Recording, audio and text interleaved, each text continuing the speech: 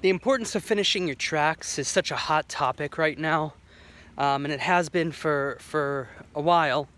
And it's because of the data that has come in over the past basically decade, and really beyond that. But since kind of the content boom, if you will, of 2010 and on, and Instagram coming out in whatever that was, 2011 or whenever that was, and now TikTok, which was previously Musical.ly. So shout out to anybody who was on there as a Musical.ly member like I was. But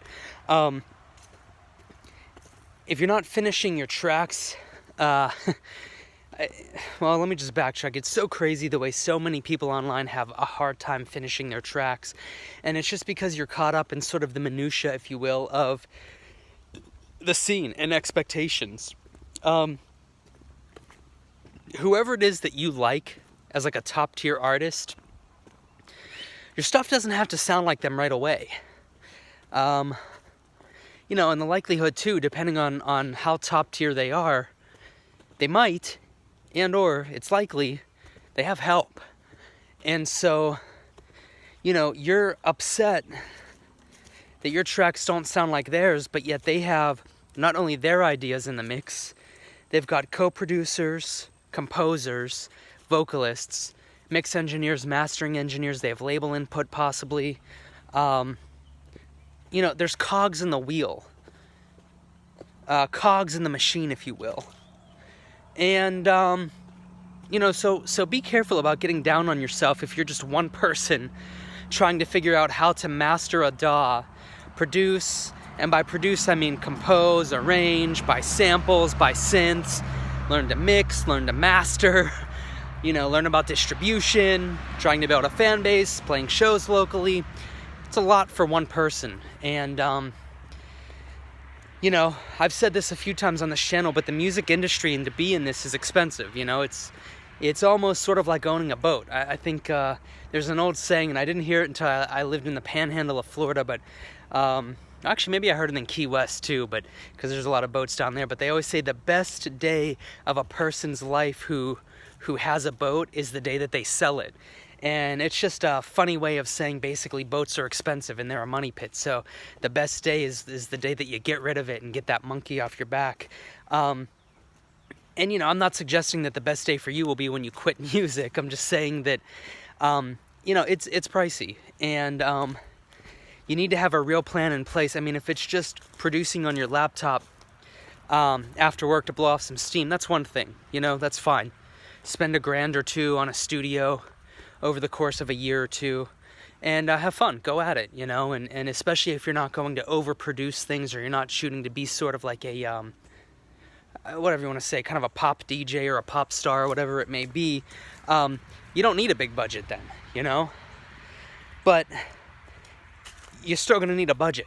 So don't think that making, underground, jazz techno still means that you get out scot-free of needing to have money in your pocket to push that project forward, if that's what you're trying to do. If you're not trying to push it, totally different situation, wrong video for you. But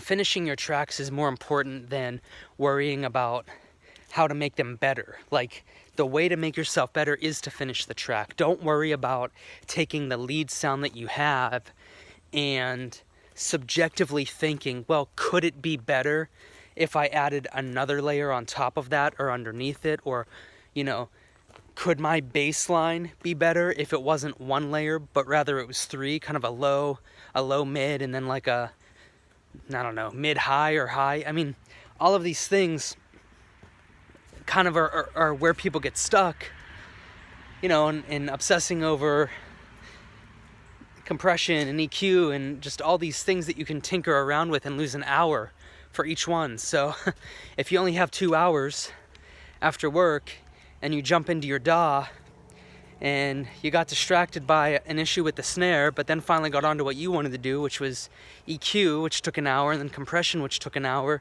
you're way over in the red already, and you probably didn't get done with what you wanted to do. Just complete the track, because the thing is that and it's so hard to relay this, because Most people don't listen, and they won't listen. And this is why this problem continues. If you just stop overthinking things, like go to the 30-day power production course and just do that. Stop thinking, stop reading forums, stop taking in outside ideas, and just go into that course. And even if you just loosely follow it, even if you don't agree with my ideas, and all you do is loosely follow that, in 30 days you'll have a track, and you'll have learned so much just from watching those videos and just from doing it. But doing it under the guidance of the 30-day power production course, because you have something to bounce off of. You know, if you're getting too distracted or far out, you'll look at the course and be like, oh my gosh, well, yesterday's video that I watched was good, and then I really went off the deep end after watching it. I need to get back on track today. So it'll really help you, because then you'll see, like, wow, a basic song is achievable. And once you have the backbone down, the structure, the basic song, once you have your product as a result of doing the 30-day power production course, you'll look at it and you'll realize, well, a duplication here and a duplication there, and a tweak here and a tweak there, and I even have one video in the course about that towards the end. But you realize, because I laid the foundation, and this is the warning, don't just go towards the end of the power production course, the 30-day power production course, and look for that video.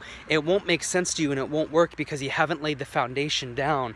You know, I mean, it's almost like saying, well, how can I'd like to check out the kick-ass kitchen that you designed. It's like, yeah, but you're looking to do that and you haven't even laid the foundation for the house yet. You know, there's no point.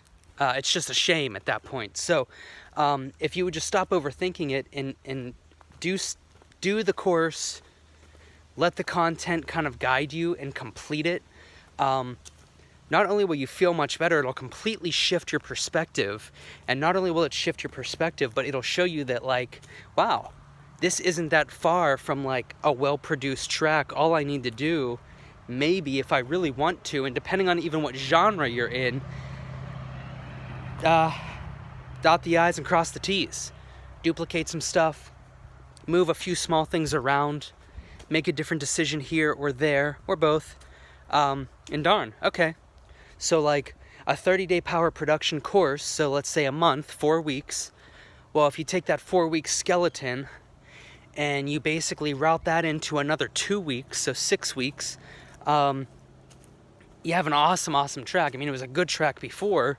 Now it's an awesome track just because you dedicated an extra 2 weeks. But the 2 weeks were dedicated to the foundation that you laid from the 30-day power production course, not just randomly working on something and then you put 2 extra weeks in. That's where a lot of people get it wrong. They're sort of like aimlessly looking for the big picture because they've tinkered with a new compressor all day, or because they have new samples. They're sort of looking for the big picture, but they have no structure. And ironically, the things that you're messing with the most kind of can be tweaked at any point and don't need a lot of attention. Certainly not as much as just completing the darn track. So I understand that I'm rambling a little bit, but like, I'm just so tired of seeing people say that they can't complete their tracks, and you can. I have a free course dedicated to it. Go watch it. If you guys have any questions, leave it in the comments. Email sign up and all that. hearthandsmikey.com, and I'll talk to you guys later.